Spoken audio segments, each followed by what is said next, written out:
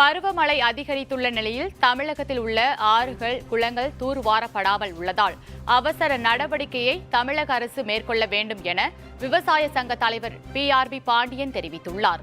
டெல்லியில் செய்தியாளர்களை சந்தித்த அவர், மத்திய அரசு தமிழகத்திற்கு வழங்கக்கூடிய வெள்ள நிவாரண பணிகளுக்கான நிதியை தடையின்றி வழங்க வேண்டும் என வலியுறுத்தினர். ஆறுகள், கால்வாய்கள் தூர்வாரப்படவில்லை. மத்திய அரசாங்கம் காவிரி டெல்டா வடிநில பகுதிகளில் உள்ள கடல் முகத்துவார ஆறுகளை மறுசீரமைப்பு செய்வதற்கு முதல் கட்ட நிதியை 2016 ஆண்டு விடுவித்தது.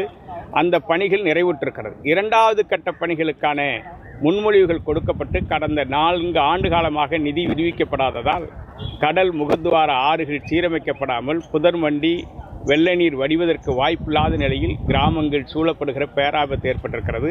இன்றைய நிலையில் காவிரி டெல்டா விவசாயிகள் பெய்கின்ற மழைநீர் கடலுக்கு செல்லுமா, விவசாயத்தை அழிக்கப் போகிறதா, குடியிருப்புகள் அழியப் போகிறதா என்ற அச்சத்தோடு வாழ்ந்து கொண்டிருக்கிறார்கள். தமிழ்நாடு அரசு உரிய முன்னெச்சரிக்கை நடவடிக்கைகளை விரைந்து எதிர்பார்க்கிறோமா? என்ன மாதிரியான எதிர்பார்க்கல, அது வேற.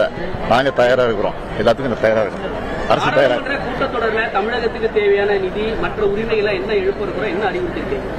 ஏற்கனவே நாடாளுமன்ற உறுப்பினர்களை கூப்பிட்டு வச்சு என்னென்ன பேசணும் அப்படின்னு தீர்மானமே போட்டு நோட்டை கொடுத்துருக்கிறோம். அதை வலியுறுத்தி பேச வேண்டும் நான் உத்தரவு போட்டிருக்கேன். அந்த அடிப்படையில் பேசுவோம். அதானி விவகாரத்தில் தமிழ்நாட்டில் சந்திச்சதா சொல்றாங்க. துறையுடைய அமைச்சரே சொல்லியிருக்காரு.